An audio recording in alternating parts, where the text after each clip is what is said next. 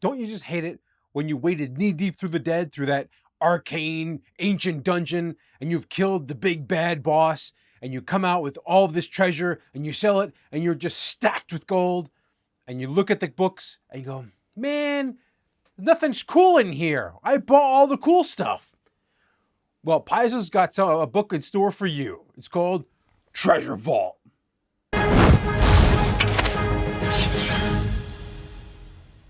So Treasure Vault is one of the newer books. We've had this for a little while. I haven't had a chance to review it yet, but the time is now.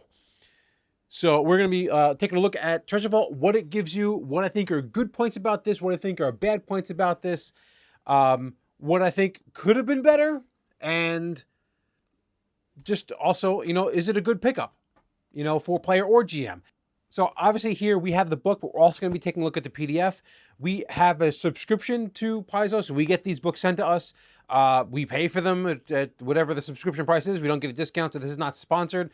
It just happened to be the system that we're most happy with most of our main games. And I know that Jared and I both like to collect physical books because we're old and we like physical books, but we also get the PDF as well. It's something you can get if you want it. But in the first section we're going to talk, about is the first kind of subchapter in the book. It's called Armor and Armaments, and they're entering the dungeon, weapons drawn, torches ablaze. Artwork is like, look, I don't think I've ever had a complaint about the artwork, and something we're going to touch on later is something they did in this book that I haven't seen in a long time, since when I played 3rd edition Dungeons & Dragons, and I want them to do more of it, and I don't know why I like it so much, but I do like it. But yeah, we're going to go into that when we get a little bit deeper into the book, but this is going to be your standard stuff. Like I said, we're not going to touch on every single option. We're just going to get a general consensus of what's in this book, and is this worth your time, either as a player or a GM. Surprise, I think it is. It is one of the more useful books. I feel it could have been better, but we're going to get to that part. All right, let's skip ahead and jump past the one. So obviously the first section is armor. It's like, obviously there's new armor traits, and it's nice to see aqua armor, which armor is designed to go underwater, so you don't feel as bad going underwater. There is new armor specializations because there is new armor types. Yes, there is skeletal armor. You can wear the bones of your enemies. Obviously, here's some stats. Like most if not all these stats are going to be available in Archive of Nethys, so there's nothing here that we're going to be surprised to see at this point. But you're not here to look at charts. This is what I've been talking about, and I might show a blown up image covering my ugly face in this or at this point in the video. But this is what I've been missing since 3rd edition. They show you what all the armor, or most, it's not all. It's, whatever. But most of the armor, what your equipment generally looks like. Now, yes, we could go and say, like, no, my leaf weave armor doesn't look like that. It looks like this. It has this other color, or it's not made of those leaves. It's made of these leaves. Yes, could we do that? Of course we can. It's not to say that this is the only way that the armor could look, but it's nice to know I get a general consensus if that armor comes. Oh, does that armor come from this region? Here's how generally most of it's going to look. We get this. We haven't seen a spread of like, here's how armor and equipment look in a long time, where we've seen a very truncated version of this. And they did a lot more of this in this book, where they showed what the weapons and armor and other things look like, and they gave us images for it. Now, I know, look, art's expensive. We all get it. But more of this. Yes, anytime you're going to come out with a new book that's had a whole bunch of items in it, more of the show us what the stuff looks like. I don't know, like I said, for some reason it has got a small place in my heart, because I remember growing up in the old versions of 2nd edition and 3rd edition where you had stuff like this, and it was kind of gone since some later versions of the editions of the game, even D&D and Pathfinder. I like it. And then you have all the descriptions of the different types of armor. Obviously, some of this armor we haven't seen before. Ceramic armor, we have fortress plate, dwarven armor, the super heavy armor. We have Hell Knight armor. We've Hell Knight armor has been talked about before, but here at least it's all in one spot since they're all talking about all the specialty armors. Hell Knight armor is just here. It's great.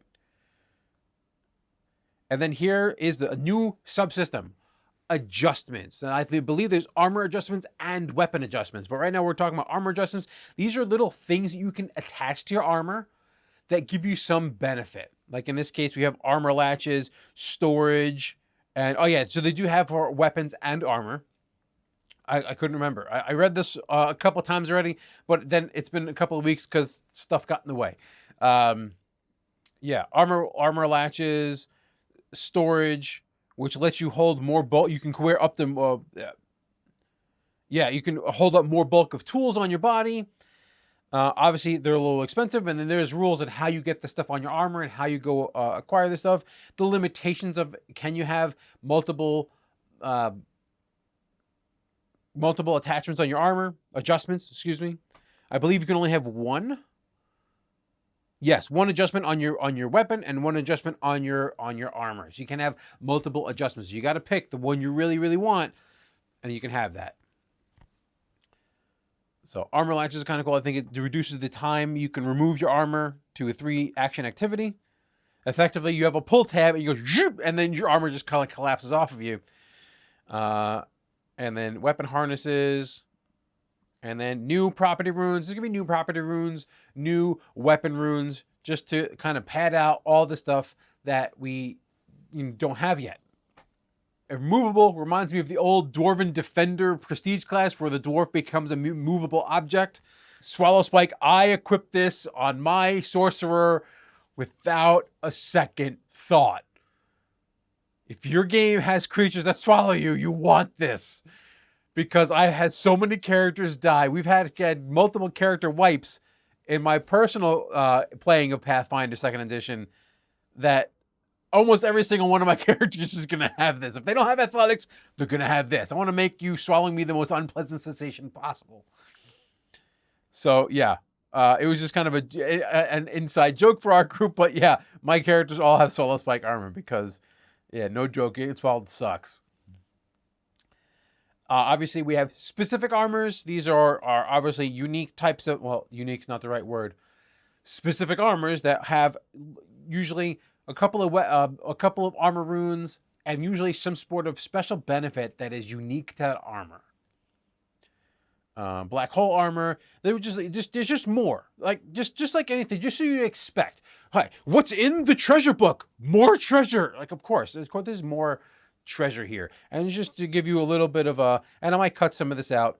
Yet again, more of this lovely artwork of just the different, like what does the armor look like?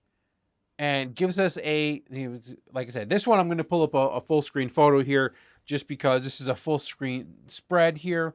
Devil's Bargain. Yeah, this is just some cool stuff here that here's another full page worth of armor. And just like I said, it's nice that the Immortal Bastion, you're literally wearing a castle, okay? You're wearing a freaking castle. There is armor here specific for druids, which is nice, a nice touch that, druids always get shafted because you can't wear metal armor. Shields. We're gonna talk about shields for a second. So, for those of you who have played characters, or for GMs wanted to give shields as treasure, you've always had this conundrum of, do I give you anything but a sturdy shield? Yes, that shield has a cool power, but also it's 15th level and that shield has a cool power. And the first time that character blocks something, the shield's most likely going to be destroyed. Because Pathfinder didn't handle scaling the hardness and hit points of shields very well. And I'm not afraid to say that. In the beginning, a lot of the options for low level were fine. They were slightly better than the stock standard non-magical shields. So the specific shields were a little bit better. As you get higher in level, the powers got cool. The ability for it to soak damage did not, with the exception of the sturdy shield. So the question is, do I use anything but a sturdy shield? If we're talking about from a statistical point of view, from the player point of view, I'm going to spend my hard-earned gold on a shield that's supposed to protect me, and if I'm playing a paladin, I'm using it to protect other people.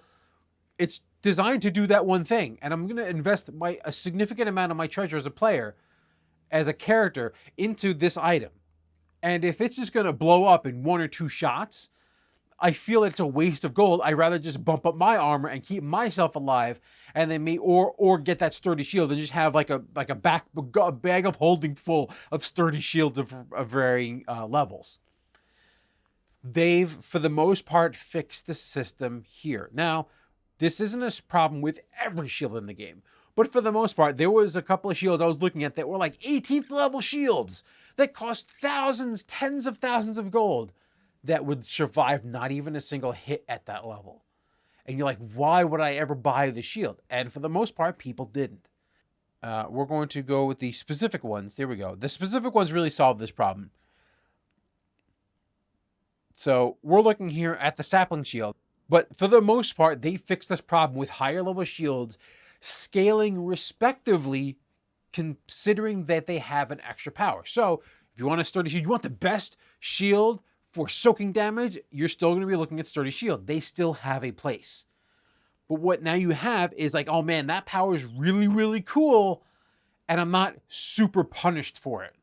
Where I have this cool benefit, and the hit points and hardness are lower, but still relevant. And that's, I think, what all of us who want shields want, is just our shield to be relevant.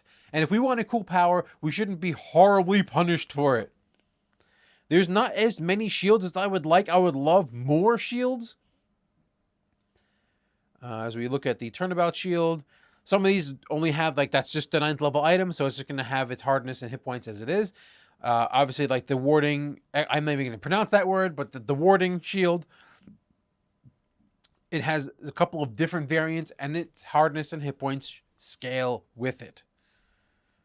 So we notice that it's a 20 hardness and 80 hit points versus its initial hardness of 10 hardness and 40 hit points. So it effectively doubles its hardness, doubles its hit points, and break threshold. Yeah. And then so it's either a 9th level item or a 20th level item. So is the sturdy shield give me better? Yeah. From a pure hardness standpoint, probably.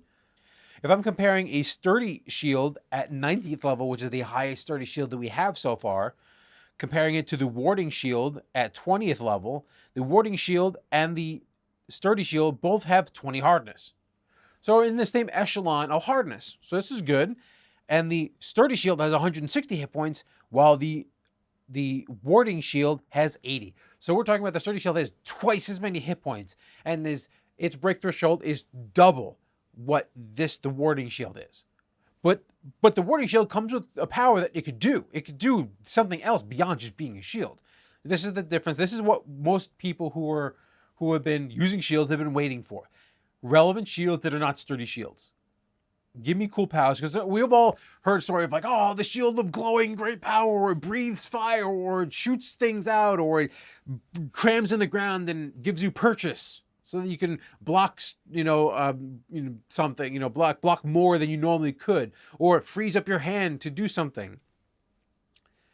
This solves, I wish there was more shields, but this solves the problem with most of the specific shields that are in Pathfinder. I also wish they gave us kind of like a template of here's how to make a shield, like custom shields, but that's not really something that Pathfinder 2nd Edition does.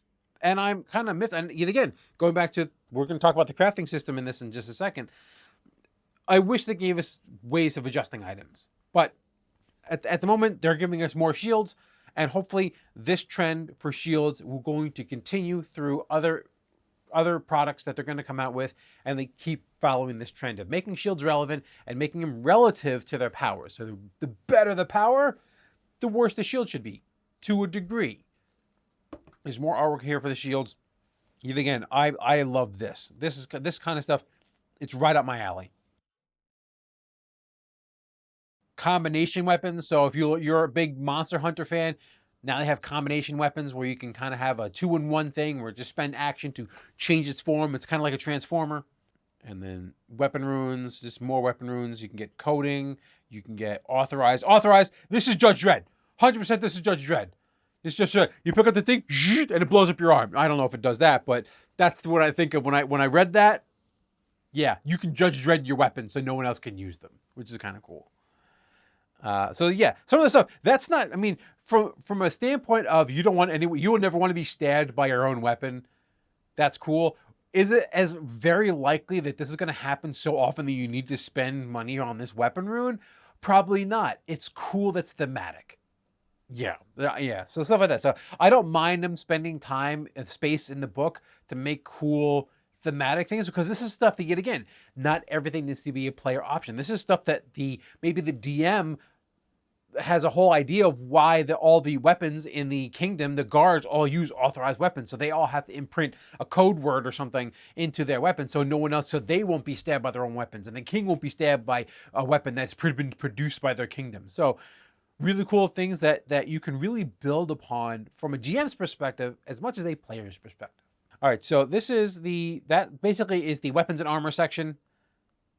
And then there's a whole section, lovely artwork again, as Fumbus decides to set everything on fire, because that's what Fumbus does, and he loves doing it. Now, alchemy in Pathfinder was nicely fleshed out because the alchemist is a core class in 2nd edition. And if you're having a whole class deal with, I make alchemy stuff, you better have your alchemy stuff on par. And the core rulebook and subsequent books after that, they've introduced more alchemy things. They've done a great job in alchemy, introducing alchemy options. But this just doubles down on it and just gives you even more stuff. Now, maybe some of it's situational. Probably some of it's going to be situational, where it's only going to be for that one situation. Hell, in the core rulebook, you had situational stuff where you're only going to be talking to people, and that's not going to be useful in combat. But yet again, you have the combat stuff that's not useful in the talking situation. So there's just more alchemy stuff. Well, I'm going to kind of gloss over the alchemy stuff because it's just more of that. Because we use alchemy, and I'm not saying not to use it. I'm not going over it because I think it's weak. I'm just saying there's a lot to go through in this book. We want to get to some of the cooler stuff in the book, because there's ooze ammunition, there's rusting ammunition, a couple more pictures, blight bombs, lodestone bombs. So we have this thing called Insight Coffee. And if I didn't talk about this, Zach would get mad at me. There is different types of coffees that you can get in the game. So Insight Coffee is infused with alchemical flavoring during percolation. For 1 hour after you drink it, if you drink an Insight Coffee, you use D8s instead of D6s for extra damage from your strategic strike, which is something from the investigator talent. Investigator tree, the investigator class. And you also gain an item bonus to recall knowledges with the skill determined by the blend chosen on creation. So if you choose pumpkin spiced, you get pluses to your occultism. So you can have pumpkin spice latte has now been introduced into Pathfinder, and you could be as basic as Zach. I think it's cool. Did they have to do that? Absolutely not. Do I love the fact that they did that? They have different flavors, which gives you different bonuses? Of course. This is awesome. This is hilarious. Yet again, we're going a lot in alchemy because they've really expanded out the idea of what alchemy can do. And you ever heard the idea of a ship in the bottle? Where they take a really, really small ship and they build it inside of a bottle? What happens if you put a rock in a bottle? And I'm not talking about a rock you find on the ground made of stone. I'm talking about the giant bird-like creature, the rock, or a hippogriff, or a kraken. There are creatures in bottles now. Bottled monstrosities. Yes, you can buy, acquire, or craft bottled creatures that you can then loose out on your enemies for the lulz. Obviously, the Kraken is level 18. It's a really expensive item. Obviously, these are scaled. Obviously, yet again, more pictures. Yet again, love more streams. But these are scaled based on the creatures that are inside them. Of course, they would be. You can throw an octopus at somebody. You can throw an octopus at somebody. You can get a Tyrant Ampule, which is terrifying. And there's elixirs. Just elixirs. There's different, like addiction. Yet again, addiction is a part of the game. And now they have an addiction suppressant. They have just a lot of different items. Contagion, choker mutagens, contagion metabolizers. Just things you would think of if you were sanguine mutagens, just things that you would want to have as a person who prides himself from an alchemist perspective. You're just looking at the alchemist class perspective. You're in a class that wants to be varied. You want to have a lot of different options. You're effectively the Batman character if Batman only cared what was on his utility belt. You know, you're the utility belt guy. You don't have to play it that way, but a lot of people that I know play alchemists play it that way, where they want like the little answers to little situations versus the one big answer for the one big situation. And there's also permanent alchemical items, which is something that's relatively new. You have we've seen the alchemical crossbow from the mini adventure path that they came out with, but now we have alchemical gauntlet, the alchemical charts, the alchemical flamethrower. The kids will love it. The kids will love it. Spaceballs the t-shirt. Spaceballs the coloring book. Spaceballs the lunchbox. Spaceballs the breakfast cereal. Spaceballs the flamethrower. The kids love this one. The injector reservoir, the bone dreadnought plate. Just cool little things that are focused on your doing alchemical things, but they're also permanent items. So they give you some sort of benefit. And as we get deeper into it, there's poisons. We're just going to skip past them because poisons are poisons. They're just different types of poisons. Yet again, that will be a section that they were a little lacking in the core rulebook and other sources. It's not that they've expanded it out a little bit, and there's a fair few poisons here just for good measure. Look, you're a poison character. You want to play maybe you're investigator with the alchemist kind of focus. You can pick up poisons. You want to be an alchemist to focus on poisons. You want to be the rogue who wants to poison people.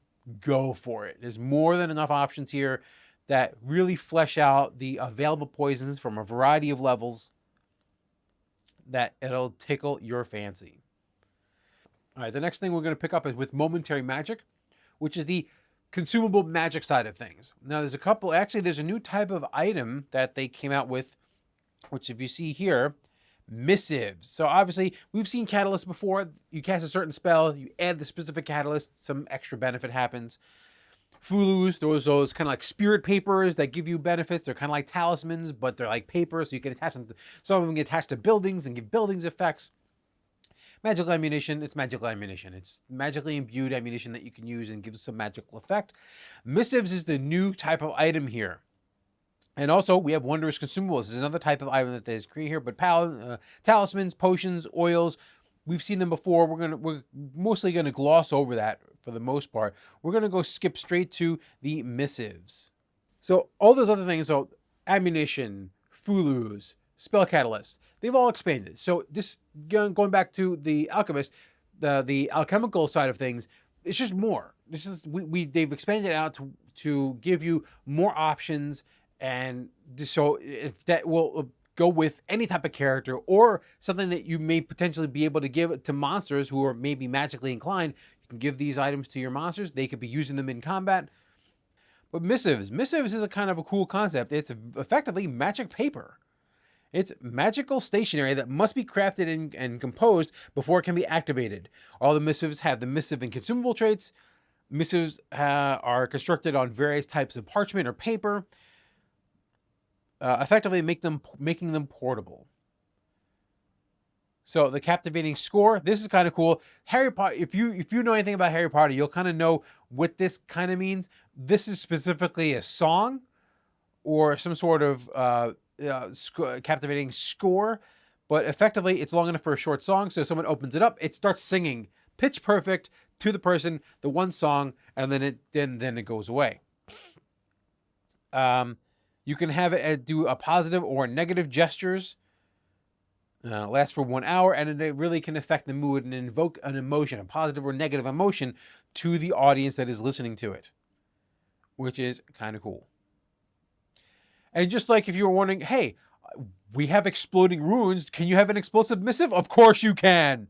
Why couldn't you? You want to make your enemies blow up? Send them a bomb in the mail.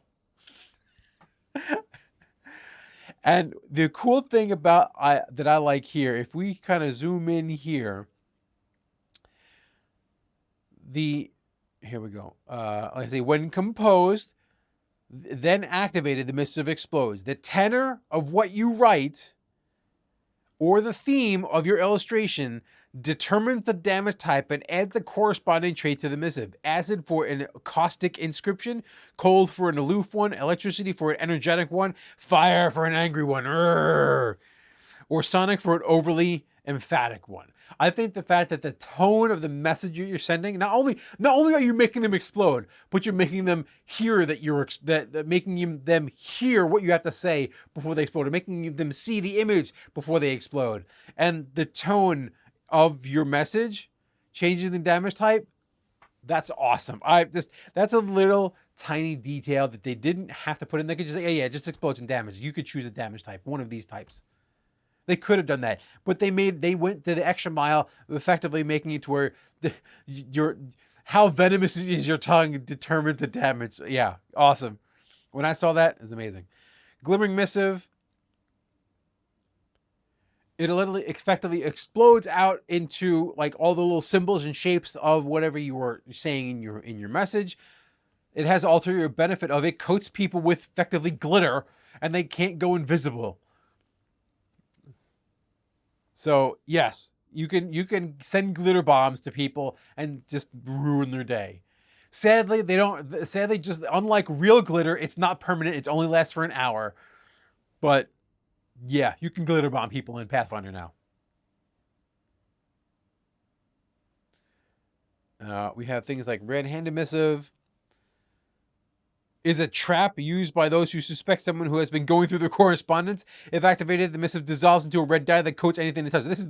This is dye pack that you put in your gold to see if someone's been snitching your gold. So yeah, that's a little. These things are like cute little things that they technically have uses, and also you can have NPCs send them players these things.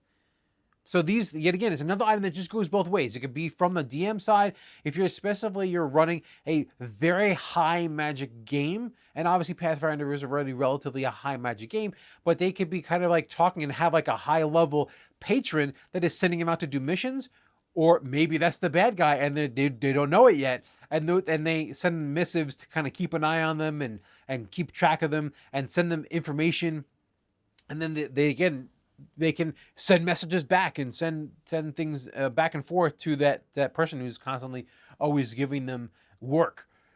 So yeah, very cool concept that they added. And there's not that many of them, but in this case, do you really need that many of them? Maybe they'll come out with a couple more types over time. But I think this is a significant enough amount that it's just enough to like coat the palette.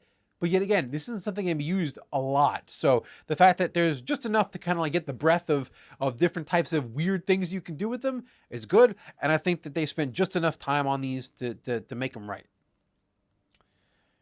Oils we've seen before. You're getting more pictures. Oil of ownership. Ooh, that might be interesting. Hold on, I gotta look at oil of ownership because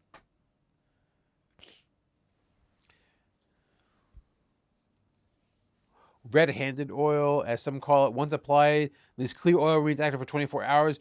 Anyone who touches it touches the object coated in the oil, comes away with a red stain that won't wash off for a length of time. That's cool. That's kind of cool. And at a higher level, it lasts for longer. Higher levels, you get stained for a month.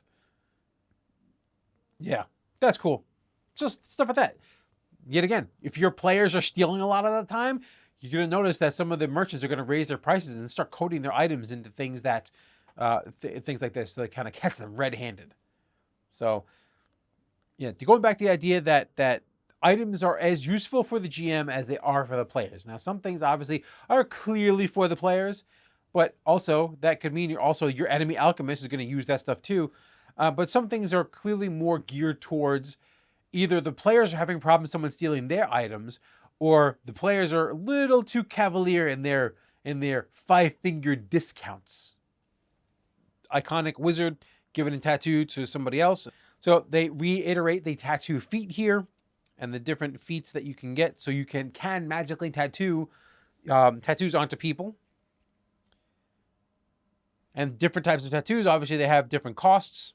Tattoos are invested. Yeah, it's a once per day, or at least for the Bewitching Bloom.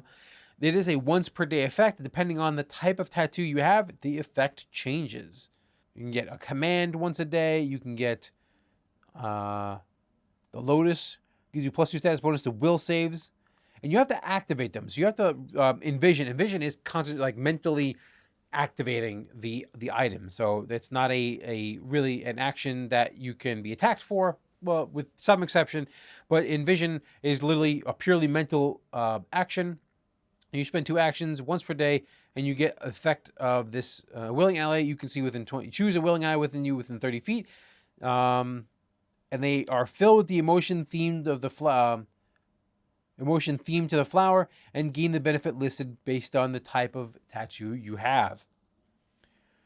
And then you have some of them are reactions. But yeah, this was a section that was a little lacking. And when the system came out, people were like, yes, I could do magical tattoos. But all of them are bad. And it was like really hard. And the way they listed the feats, it was really hard for you to be able to put the tattoos on people. And I think I want to say they clarified the feats. Yeah, those are 2 cool things. So obviously, Magical Tattooist gives you bonuses on tattooing. Now, obviously, these are magical, so you need magical crafting to craft them. Tattoo Artist gives you a bonus based on your trained in crafting on making a tattoo crafting a tattoo onto somebody. Legendary Tattoo is effectively if you're making lower level tattoos at a higher level. So I am a 15th level caster, and I'm deciding to make a tattoo at least 3 levels lower than my level. I get to increase the DCs if there's any attack rolls associated with it by 1. Increase the resistance if there's any resistance is gained. It gains by 1. It's not a great bonus. 3 levels lower. I mean, 3 levels is not that much. So I'm, say I'm 18th level. I'm making a 15th level item. It's all of its benefits are getting up by 1. So, is it something that is worth a 15th level feat? You got to make that determination on your own. But the fact that it's there is nice, and it does get slightly. Now we all know that for thus we know the math behind Pathfinder, knowing that +1s are big. A +1 to your DC or +1 to your attack roll or 1 resistance is less so, but +1s make or break this game. So having a +1 to your attack or increasing a DC by +1 can effectively make the difference in someone passing or failing and crit failing or hitting, succeeding in attack or critically succeeding in attack. So +1s are good. I know they don't want to go too crazy with giving you massive pluses and minuses, and they don't want to make it too swingy.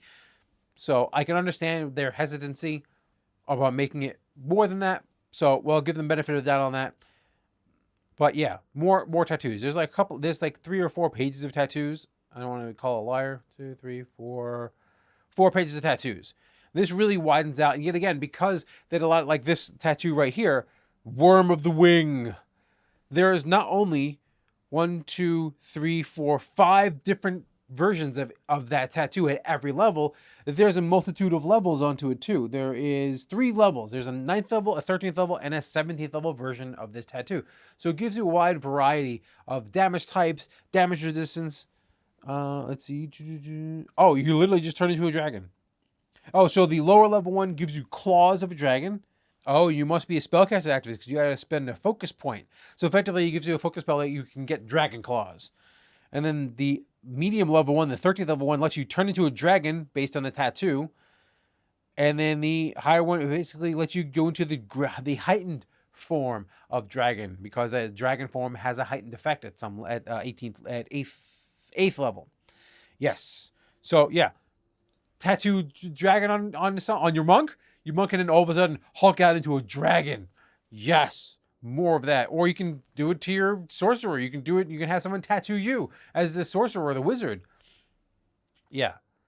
And it really widens out the usefulness of tattoos. Now, obviously, yet again, like I said, with other things, would we have wanted more? Yes, but they're trying to add a lot of different things into this book. So they have to know when to pull back and say, this is enough for now.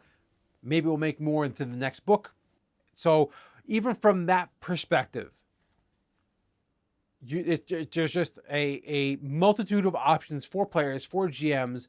Even items in here can generate an idea for a new character that you're thinking of.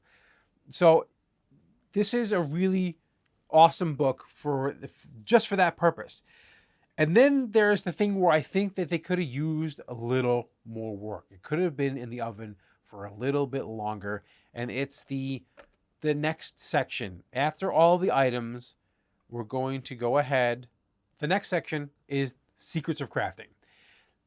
I looked forward to this. When I realized that this was in this book, I'm like, oh, did they finally fix crafting? So for those who know, there's not really a problem with the system of crafting currently. It functions. The reason I talk about it in a technically it works and in reality it doesn't work is that at lower levels this kind of works. And if you're a higher level character making a low level item, it also works.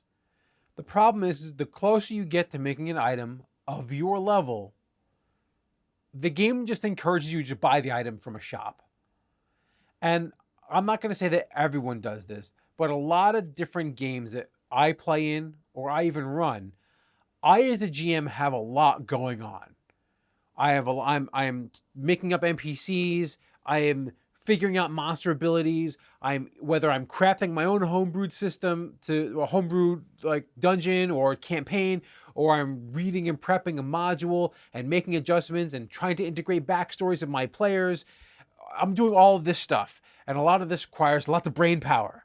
And plus, we have lives, we have jobs, we have family, we have things that we need to do, as well as do all the stuff that prep work for this.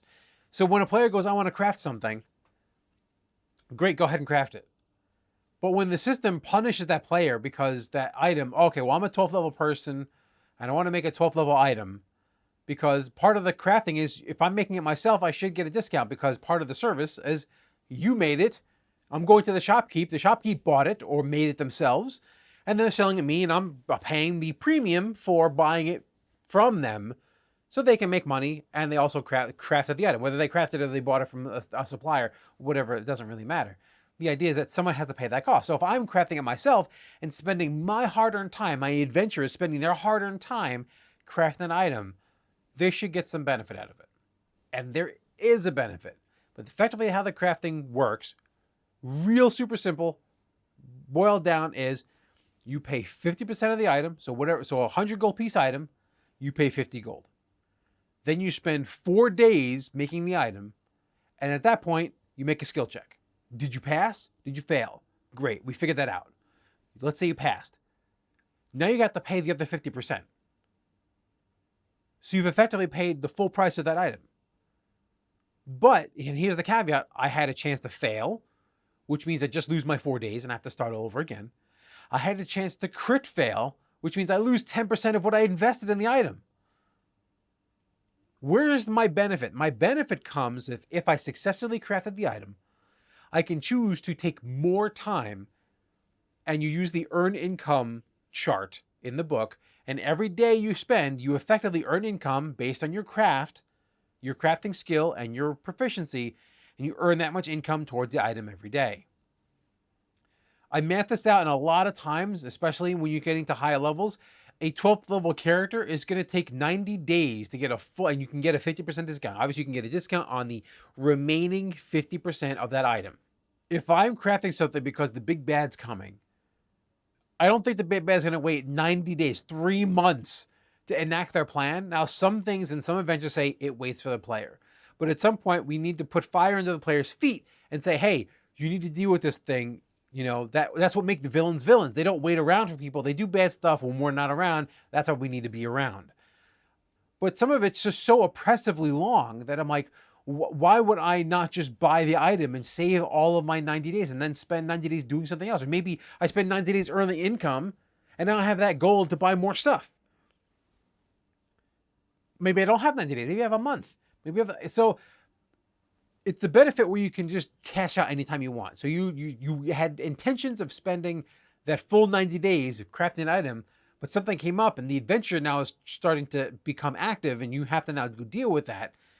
I only spent a month, I cash out. I got a month's worth of discount and the rest I had to pay. So it's good. I just felt that as you get higher and higher level, the times got oppressively long. You have to remember, a character with a craft skill, unless they're an alchemist, if you're using crafting to repair your shield or you're just generally like an alchemist, then great. You have in combat and in game benefits for your craft. Beyond that, it's the occasional skill check, or it's going to be crafting this item, crafting any item you want. And yet again, you're not the only one that wants items. If you're going to be able to craft stuff, all the other players are like, oh, can you make me stuff? So I was feeling that, I was hoping that this crafting system here was going to be able to alleviate the oppressive nature of the time spent on crafting items. And while it aims to do that and speed up crafting, it just ends up punishing the player more. And that's the thing. So two things to come out of this system. So with this system is we have obviously the two parts. We have the setup time, which is the initially those 4 days, and then they have the downtime part, which is how many days after you spend to build out the item to get that discount. So obviously, if I'm crafting an item, a higher level item is worth more per day because I'm crafting it at a higher level than a lower level item. So they came out with this modified chart where the setup time for higher level items is longer than lower level items. So obviously we have 4 days for if it's 3 levels lower, and then it's 1 or 2 levels lower, it's 5 days, and then it's 6 days if it's equal to your level. So we have an increase in the closer to our level we get, the more time it takes. We can also reduce this time if we want to make flat checks and risk doing it faster. There is flat checks involved that you can make, and obviously if you're expert, you can make a flat check of 5, master flat check of 10, legendary flat check of 15. So it gets increasingly risk, but the higher you are, the more days you shave off. I believe it's 1 day per it's 1, 2, or 3 days. So that 6 can become a 3 if you make a flat check of 15. But 15, that's a 75% chance you're going to fail that roll. So I'm not as mad about this part. I don't really care from the initial setup. Yeah, we're talking about a number of days. And then we also have a way of shaving off days. So if you're expert or even legendary, you can attempt to expert. This is the similar way that medicine works, where you can attempt a higher and higher check. I don't like the fact that it's a flat check. You should be able to craft at a higher level with basically. It should use, in my opinion, it should use the same thing, 15 medicine check, and you should use the medicine check scaling system instead of a flat check. So I'm not as miffed at the initial crafting time increase here. So that's not where I'm at. It's just effectively finishing the item. This is talking about the amount of time after you've done your setup time that it takes and how many days you spend discount. So you can quicken this process too. But yet again, it goes down to effectively you're doubling your earned income roll. So what you do is you roll your earned income, and how much income you roll, that's how much you earn towards the item. That's the normal way. If you decide to rush it, you can double the amount you get from your earned income roll when you're sending it to your item. So you're crafting on your item and you earn income. Let's say you're going to you're a high level character and you're going to earn, or maybe 1 gold towards your item. If you quicken it and potentially make things horrible for you later, you can quicken it. Instead of earning 1 gold, you're earning 2 gold. You're doubling the amount of gold you would normally get when you're finishing out the item, which effectively halves the time. Great. But doing so comes at a risk. At the end of the process, the item is finished. You must make a flat check. The DC of this flat check is 10 plus the item's level minus your crafting proficiency bonus. So you have to figure that out, whatever that is. And that's the DC. Remember, it's a flat check, but it is based on your crafting proficiency. So the more proficient you are in crafting, the better this is going to be for you. If the check is success or critical success, the item works perfectly. Mwah. Yes, perfect.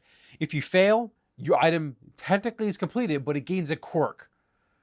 I'm okay with this. I think it gives you the nature of crafted items being a little wonky. But the critical fail is you either destroy the item is ruined, or it becomes cursed. Effectively, either way, it just doesn't, no player was ever going to use this item. And this is not a secret. I don't believe that crafting is a secret check. So I think this is, so I just don't see this as helping the situation of saying to the player, you've invested all these skill feats, all of your skill points not all your skill points, you've invested a significant portion of your skill points into crafting. You've invested part of your character's backstory. You've invested part of your character's personality. You've invested part of your character's money into all this crafting stuff. You've invested skill feats. You've invested all this energy into crafting. And then Oh yeah, oh, after all your time, you crit fail the thing. You make one bad die roll, and well, the item you made is destroyed, or the item you made is cursed, and you know it's cursed, so you never, or either you're forced to use it because you need to, or the person's never going to use the item. Yet again, you're further punishing the player. And I'm not saying it should be free and clear. That's not what I'm saying. My issue is it takes way too long to craft anything useful. I still, at this point, think that the game benefits you for buying the item outright, unless your game is focused on you can't buy that here.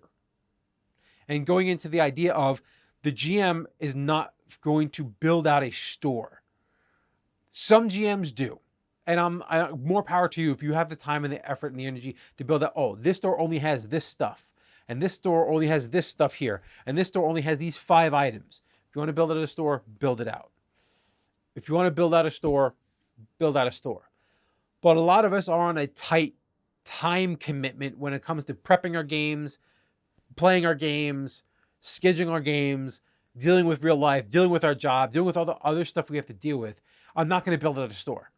I'm just not going to do it. A lot of people just don't build a store. And especially if I'm playing Pathfinder Society, same problem. It's the system doesn't allow me to build out a store. It's whatever's available to the player.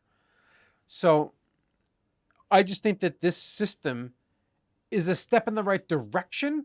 It's not a big enough step to matter. So for me, I would love that the system would be, I would love the base crafting system to be double speed, meaning that when you earn income, you earn income at double. And if you want to then increase it further, then include this check. At least bring the times of crafting into a reasonable method or some other system that brings the crafting times for your level into an appropriate level of downtime to get any reasonable amount of discount. Yet again, we're not saying, we're still adding in the fact that you crit fail or you fail, you're losing your effort. So there has to be some benefit to the player to even try instead of just buying the item outright.